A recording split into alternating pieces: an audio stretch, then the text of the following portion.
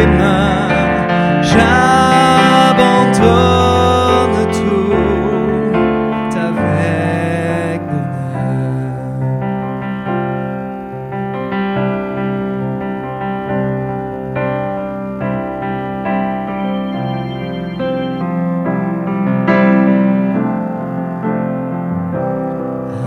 Celui qui est assis au-dessus des cieux, qui règne sur l'univers éternellement.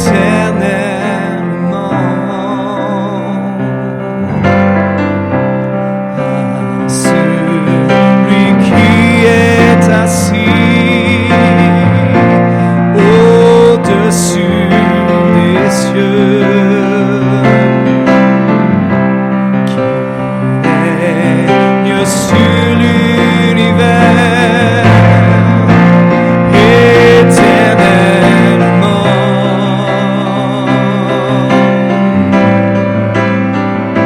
Sois honneur, puissance, louange et gloire à jamais.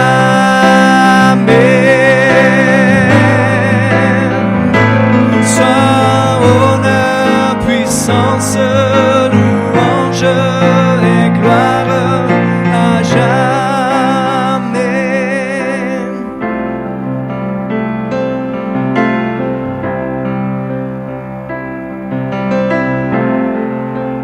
Celui qui est assis au-dessus des cieux,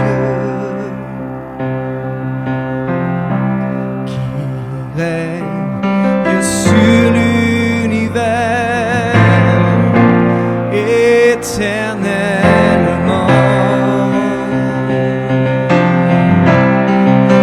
Celui qui est assis au-dessus des cieux,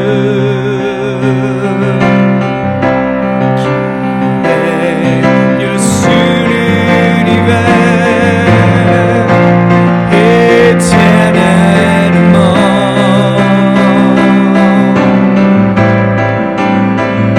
Sois honneur, puissance, louange et gloire à jamais.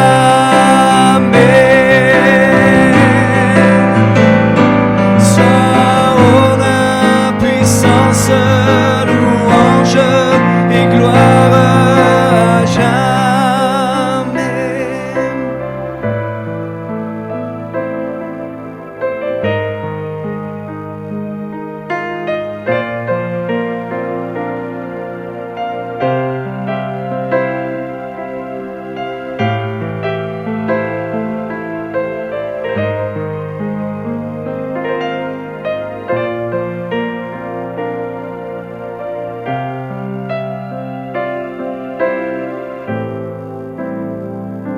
Sois honneur, puissance, louange et gloire à jamais.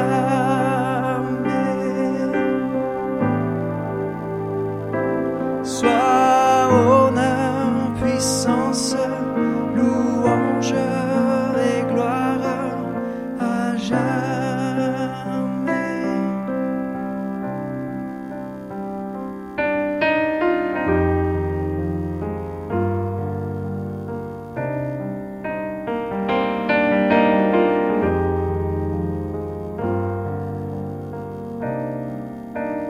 Au feu qui consume,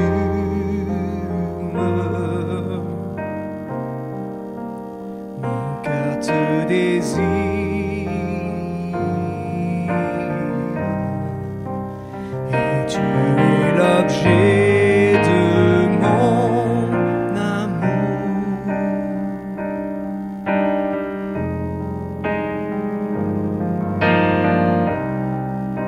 Sur toi je médite,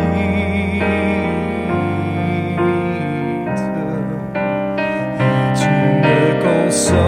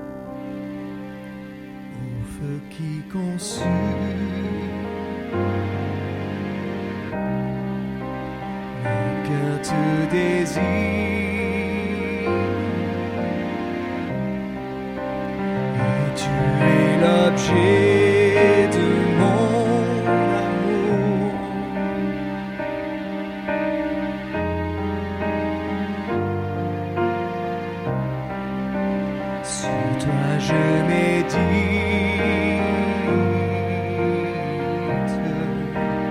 et tu me consoles, car tu es l'objet de mon amour.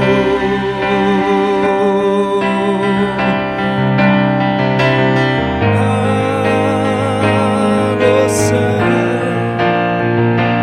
vrai Dieu.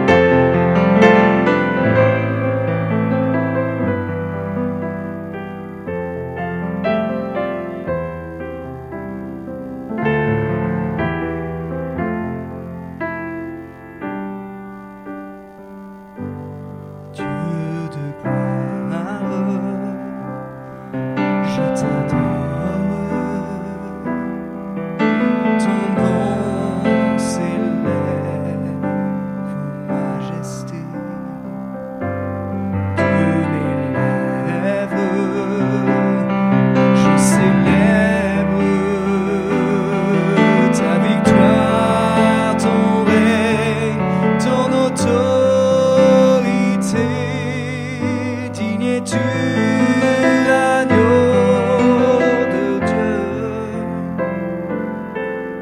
Digne es-tu agneau de Dieu? Tous les anges ensemble acclament la puissance de ton nom. Digne es-tu agneau de Dieu? Digne es-tu agneau de Dieu? L'univers entier proclame la beauté de ton saint nom. Dieu de gloire, je t'adore. Ton nom s'élève en majesté de mes lèvres. Je célèbre pour toi ton nom, ton autorité. Digne es-tu agneau de Dieu? Digne es-tu agneau de Dieu? Tous les anges ensemble acclament la puissance de ton nom. Digne es-tu agneau de Dieu? Digne es-tu agneau de Dieu? L'univers entier proclame la beauté de ton saint nom. Digne es-tu agneau de Dieu? Digne es-tu agneau de Dieu? Tous les anges ensemble acclament la puissance de ton nom. Digne es-tu agneau de Dieu? Digne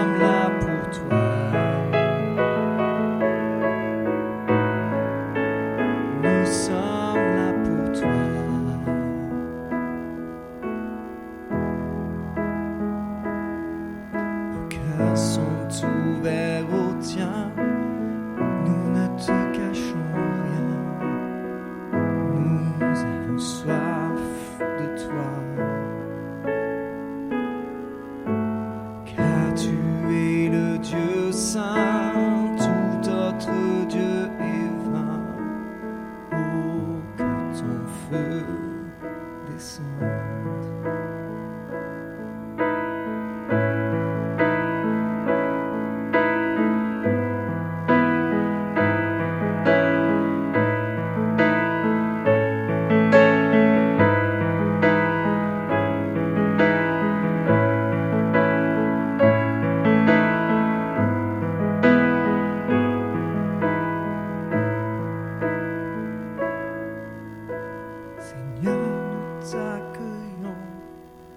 Seigneur, nous t'accueillons, ô roi et Dieu d'amour, tu es le bienvenu.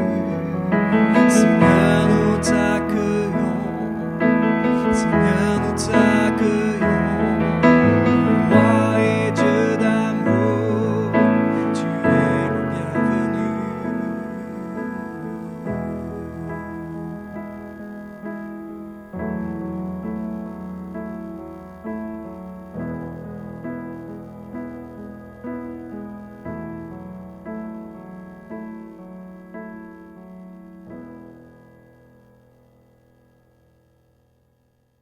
Bonjour à tous, nous sommes dans la joie de nous retrouver ce matin. Nous allons ensemble ouvrir la parole de Dieu, pouvoir se laisser encourager, fortifier par les Écritures.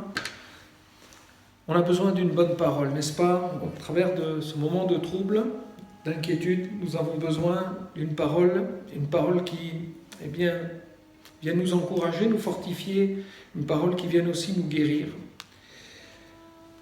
Ce temps de confinement imposé vous fait sûrement tourner en rond chez vous, comme un lion en cage, comme un poisson rouge dans son bocal, et nous sommes amenés à être patients.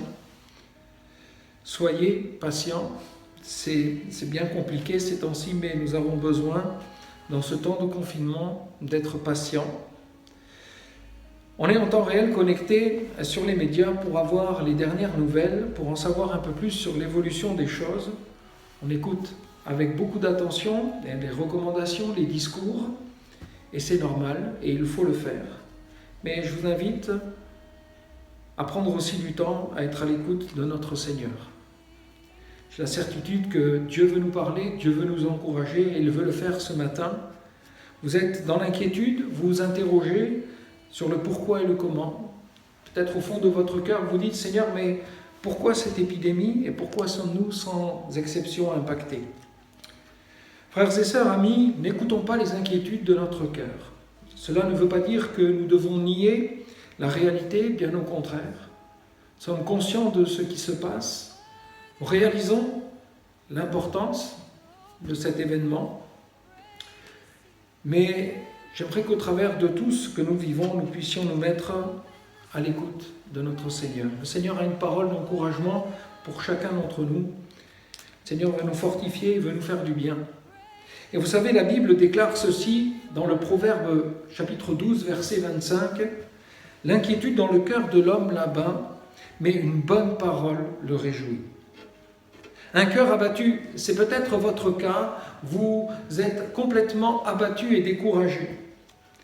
Et l'inquiétude dans le cœur de l'homme l'abat. Un cœur abattu, c'est en hébreu littéralement un cœur vide. Être abattu, c'est être vide, être dans le désert, et c'est peut-être votre cas. Ce matin, vous êtes comme vide de toute espérance, de toute confiance, de toute paix. On peut se retrouver vide de toute espérance quand nous sommes dans l'inquiétude.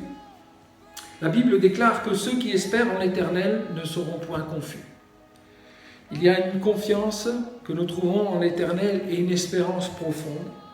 Ceux qui espèrent, êtes-vous de ceux qui espèrent en l'Éternel? Parce que si tu espères en l'Éternel, eh bien tu ne seras point confus. Le Seigneur veut vraiment t'encourager dans ce moment que tu traverses.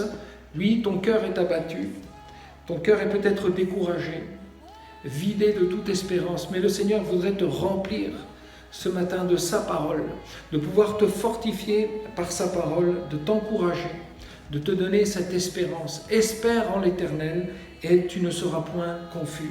C'est le Proverbe 25, verset 3. Un cœur abattu, c'est aussi un cœur qui est vide de toute confiance. Et la Bible déclare que ceux qui se confient en l'Éternel renouvellent leur force. Nous avons besoin d'être renouvelés ce matin, renouvelés dans cette confiance. Nous voulons nous confier dans celui qui peut tout, celui à qui rien n'est impossible. Notre Dieu est digne de confiance et c'est sur lui que nous voulons placer toute notre assurance, notre confiance, elle est en lui. Oui, ceux qui se confient en l'Éternel renouvellent leur force. Ésaïe 40, verset 31, le Seigneur désire renouveler tes forces, te remplir et te renouveler pour que tu sois vraiment rempli de force. Un cœur abattu, l'inquiétude peut abattre le cœur de l'homme et un cœur abattu est vide de toute paix. Et la Bible déclare, ne vous inquiétez de rien, c'est dans Philippiens chapitre 4, verset 4, ne vous inquiétez de rien, mais en toute chose, faites connaître vos besoins à Dieu, par des prières, par des supplications, par des actions de grâce. Et la paix de Dieu qui surpasse toute intelligence gardera vos cœurs et vos pensées en Jésus-Christ. Amen. Vous savez, notre adversaire, le diable, met tout en œuvre pour essayer de nous déstabiliser dans notre foi. Et c'est au travers de l'inquiétude que le diable veut nous abattre, veut nous réduire. Notre adversaire, le diable, essaye aussi d'ôter de nos cœurs les promesses de notre Dieu et de nous faire douter de son amour. L'inquiétude dans le cœur de l'homme là-bas. Qu'est-ce que nous pouvons dire de l'inquiétude ? L'inquiétude est un état de préoccupation, de trouble ou de peur. Et elle est souvent provoquée par une absence ou par un excès d'informations. Bien souvent, quand on ne nous donne pas trop d'informations, quand on ne sait pas, on est inquiet. Quand on se dit, mais ça fait un petit moment que mes enfants ne sont pas rentrés à la maison, il tarde, il est tard, et on commence à s'inquiéter. Par un excès d'informations, on peut être aussi inquiet, parce que nous ne les comprenons pas. Parfois aussi, au travers de cet excès d'informations, il y a des choses qui sont fausses et qui nous déroutent. Vous savez, l'inquiétude nous gagne quand la situation semble nous échapper, quand nous perdons le contrôle.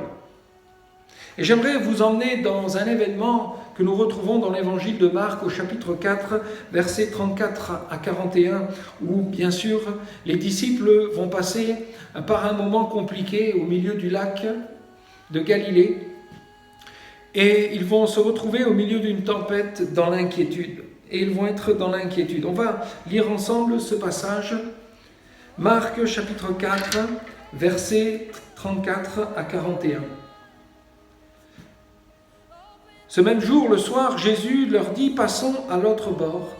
Après avoir renvoyé la foule, ils l'emmenèrent dans la barque où il se trouvait. Il y avait aussi d'autres barques avec lui. Il s'éleva un grand tourbillon et les flots se jetaient dans la barque au point qu'elle se remplissait déjà. Et lui, il dormait à la poupe sur le coussin. Ils le réveillèrent et lui dirent « Maître, ne t'inquiètes-tu pas de ce que nous périssons ?» S'étant réveillé, il menaça le vent et dit à la mer « Silence, tais-toi !» Et le vent cessa, et il y eut un grand calme. Puis il leur dit « Pourquoi avez-vous ainsi peur? Comment n'avez-vous point de foi ?» Ils furent saisis d'une grande frayeur, et ils se dirent les uns aux autres « Quel est donc celui-ci à qui obéissent même le vent et la mer ?» Amen. Oui, Jésus et les disciples sont au beau milieu du lac de Galilée quand soudain une violente tempête les surprend. Les disciples affrontent cette tempête comme ils peuvent, cette mer est déchaînée. Et pendant ce temps, Jésus dort paisiblement dans la barque et rien ne semble le déranger. Les disciples vont aller réveiller Jésus en disant « Maître, ne t'inquiètes-tu pas que nous périssons ?» Parce que si tu n'es pas inquiet, nous, on est inquiets. Et il y a de quoi. Dans ce récit, Jésus prononce 3 phrases qu'on va ensemble voir. Ces 3 phrases, tout d'abord, Jésus dira « Passons à l'autre bord ». Cette première déclaration que Jésus va faire, alors que leurs pieds étaient sur le bord du rivage, il y a cet objectif qui va être donné de Jésus, cette direction qui va être donnée par Jésus. Passons de l'autre bord. Alors que quand les disciples vont être dans la tourmente, dans la peur, quand ils ne maîtriseront pas la barque, quand la tempête les surprendra, eh bien, à un moment donné, ils vont réveiller Jésus. Et Jésus va se lever et il déclarera cette parole, « Silence, tais-toi ». Jésus va menacer cette tempête, il va la faire taire et ramener le calme sur le lac. Dans ce que Jésus aura fait, il dira aussi à ses disciples, « Pourquoi avez-vous ainsi peur? Comment n'avez-vous point de foi ?» On va voir ensemble ces trois phrases. La première phrase qui est ici, « Passons à l'autre bord ». Jésus manifeste son autorité et sa puissance par cette parole qui va être déclarée, « Passons de l'autre bord ». Dans cette déclaration, ce n'est pas une action qui est en cours, mais c'est une action déjà terminée, une fois pour toutes. Dans ce que Jésus va dire, dans la conjugaison qui est employée en grec, eh bien, ce n'est pas une action qui est en cours, mais c'est quelque chose qui est terminé. Jésus va déclarer « Passons de l'autre bord », ça veut dire que c'est déjà fait, c'est déjà accompli. Et la tempête n'est pas venue malmener la barque parce que Jésus dormait dedans.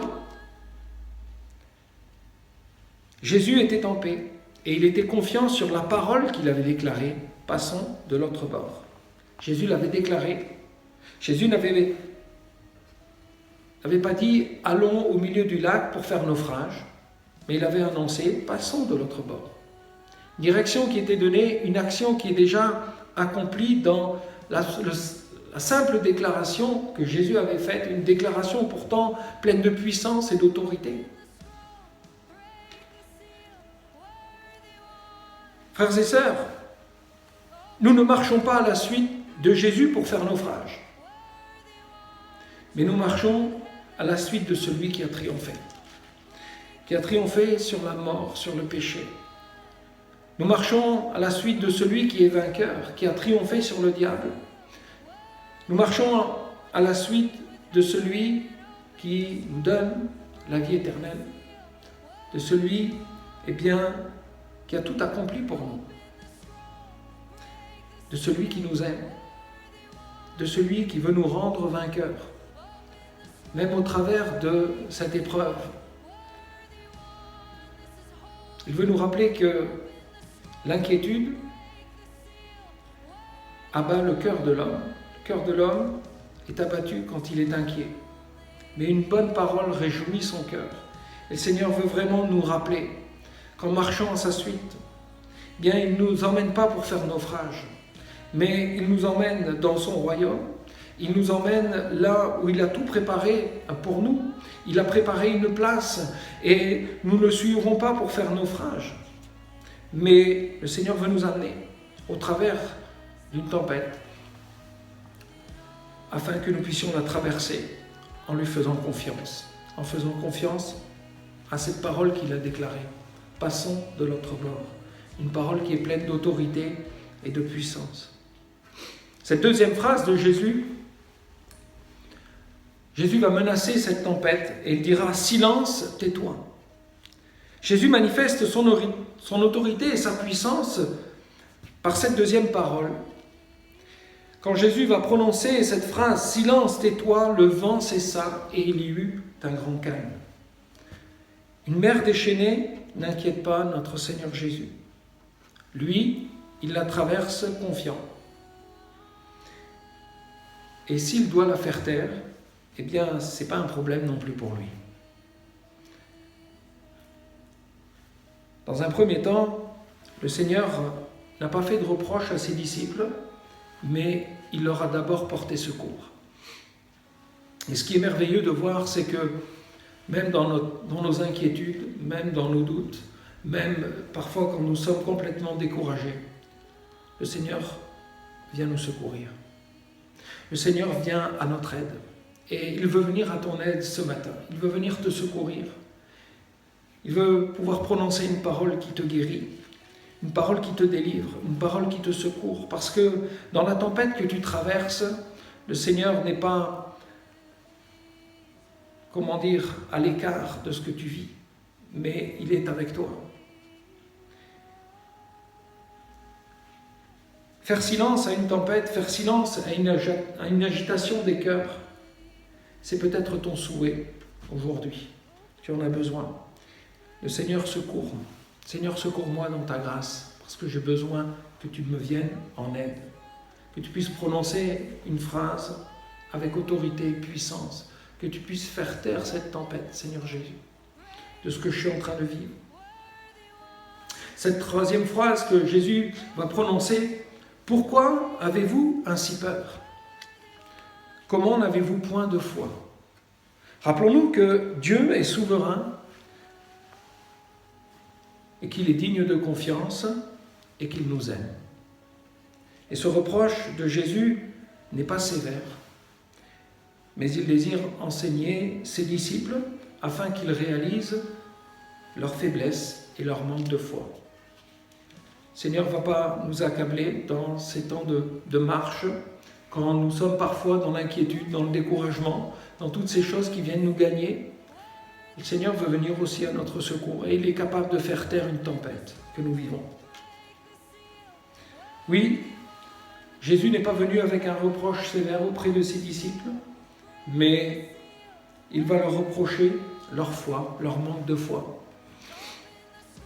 Frères et sœurs, ne nous laissons pas prendre par le doute, ne laissons pas l'inquiétude vider nos cœurs de toute l'espérance que nous avons dans notre Seigneur, de cette foi que nous avons en lui. Ne nous laissons pas décourager, mais appuyons-nous sur lui. Le Seigneur est capable de faire taire cette tempête que tu es en train de vivre.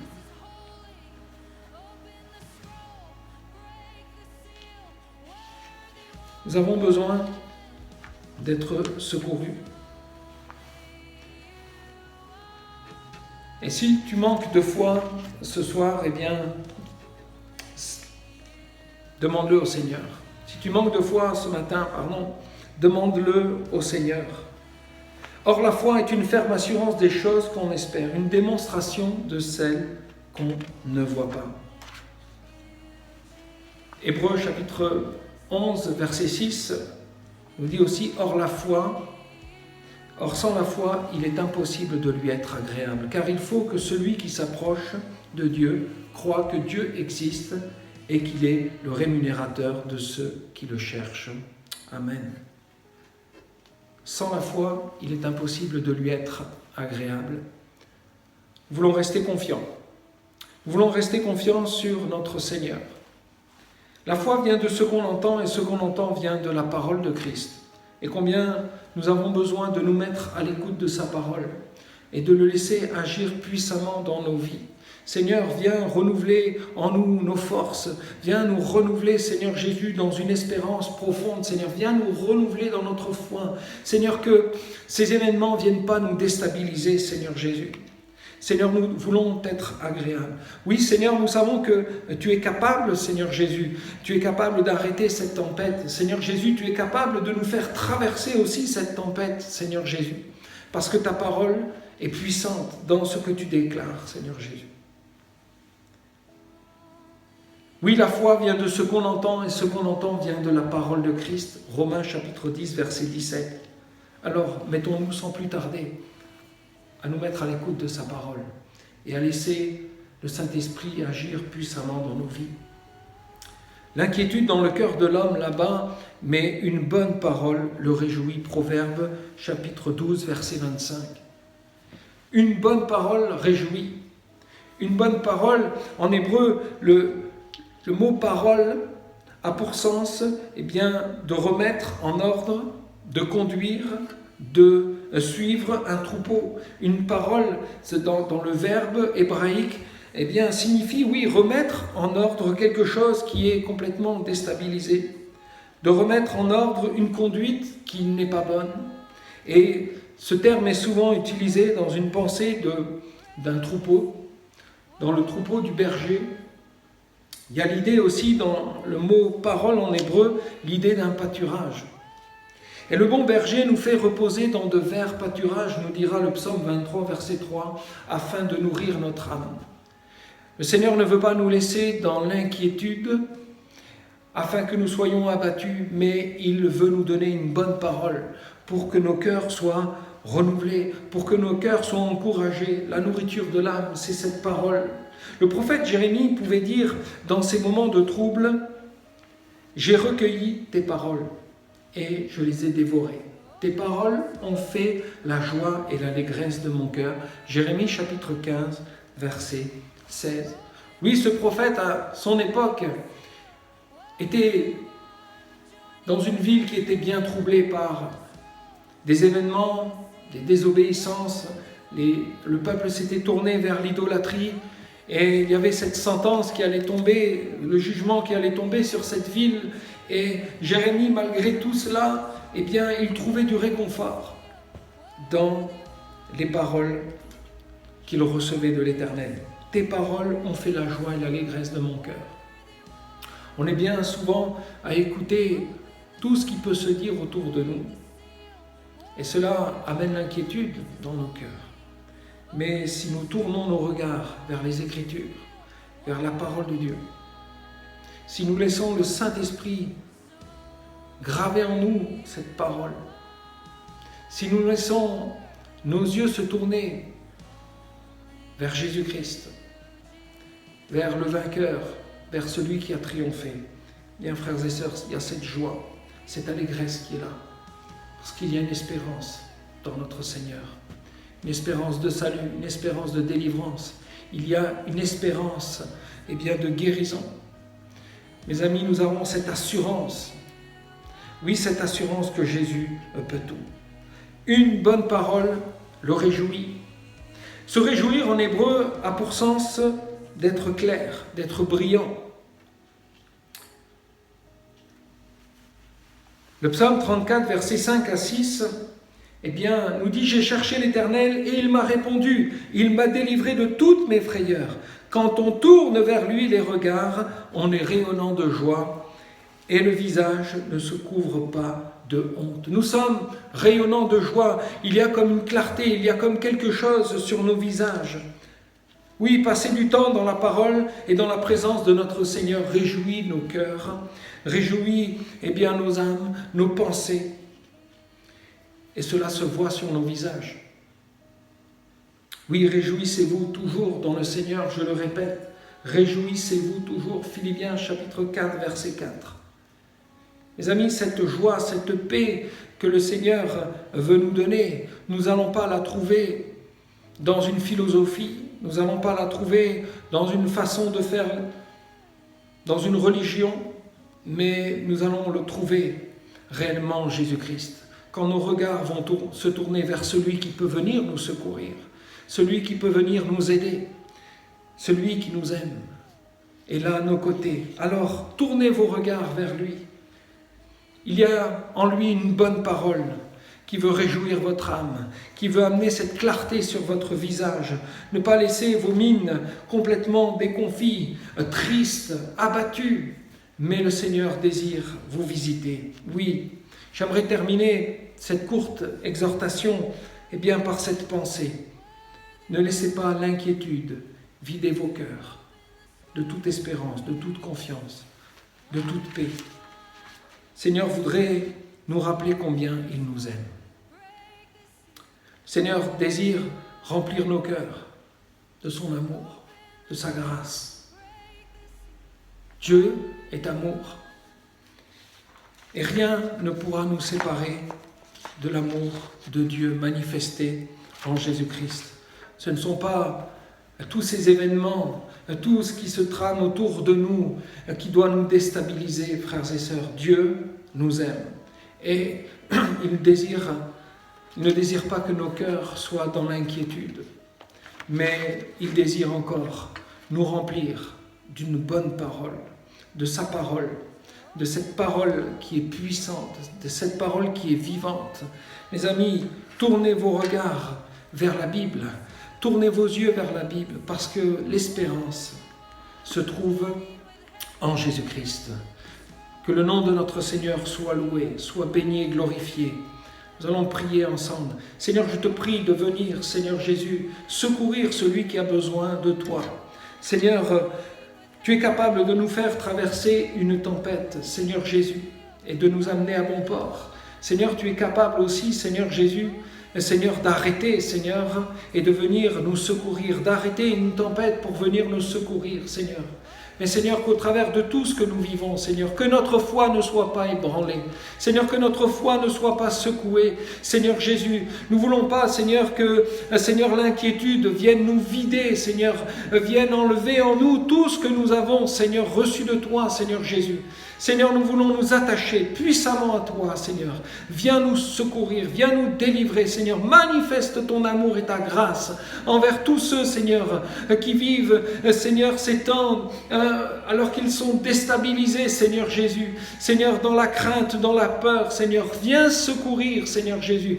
Viens délivrer ceux qui passent par la maladie, Seigneur, par, Seigneur, ces fièvres, Seigneur, qui les tiennent dans l'abattement, Seigneur, écrasés. Viens les guérir, Seigneur Jésus. Seigneur, viens te manifester, mon Dieu. Oh Seigneur, notre pays a besoin de secours. Notre pays a besoin de délivrance, Seigneur Jésus. Viens, Seigneur, te manifester, Seigneur mon Dieu. Seigneur, nous croyons puissamment en toi. Nous croyons que rien n'est impossible à toi. Et Seigneur, notre foi s'appuie sur toi, Jésus-Christ. À toi soit la gloire et l'honneur. Amen.